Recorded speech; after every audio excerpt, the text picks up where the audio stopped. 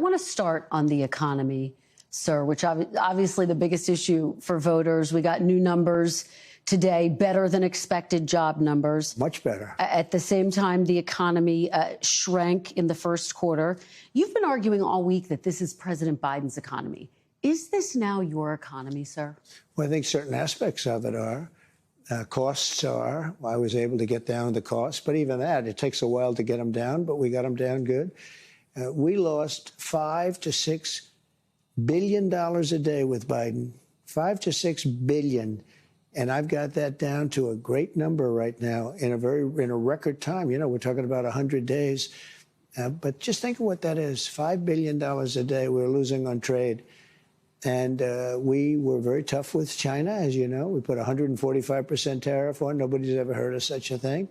And we've essentially cut off trade relationships by putting that much of a tariff on. And that's okay. We've gone cold turkey. That means that we're not losing. You know, we lost $1 trillion to China. $1 trillion. That means we're not losing $1 trillion when we go cold turkey because we're not doing business with them right now. And they want to make a deal. They want to make a deal very badly. We'll see how that all turns out, but it's got to be a fair deal. When does it become the Trump economy?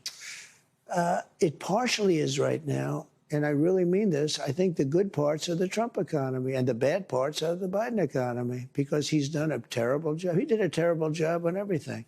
From his auto pen, which I'm sure he knew nothing about some of the things he was supposedly signing. But, sir, you acknowledge when you announced your tariffs, for example, the stock market dropped. It's been volatile. It has since gone up. It is, Do you take responsibility for that? Yeah. Do you take responsibility when it drops? Ultimately, I take responsibility for everything, but I've only just been here for a little more than 3 months. But the stock market, look at what's happened in the last short period of time. Didn't it have 9 or 10 days in a row or 11 days where it's gone up? And the tariffs have just started kicking in. And we're doing really well. Psychologically, I mean, the fake news was giving me such press on the tariffs.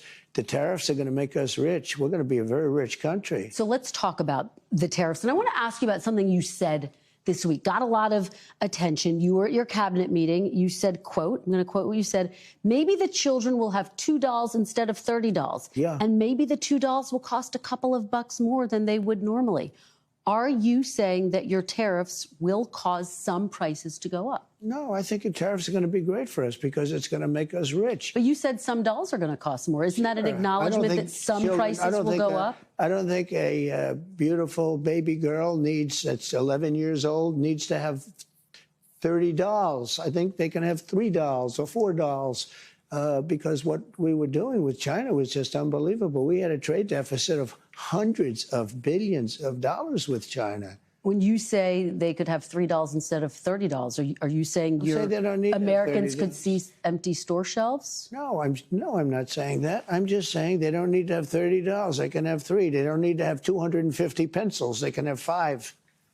But you're basically saying there could be some supply shortages because of the tariffs. We don't have to waste money on a trade deficit with China for things we don't need, for junk that we don't need. Thanks for watching. Stay updated about breaking news and top stories on the NBC News app or follow us on social media.